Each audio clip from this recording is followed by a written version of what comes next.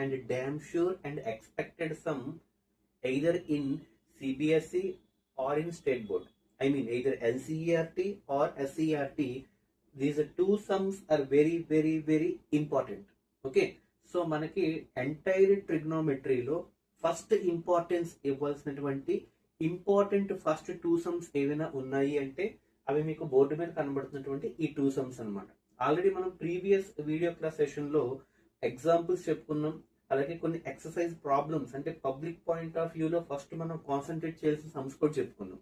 So వాటన్నిటిని కొంచెం పక్కన పెడితే ఫస్ట్ ఎంటైర్ ట్రిగ్నోమెట్రీలో before going to the public examination every student must focus very very important and they need to give special attention to these two sums.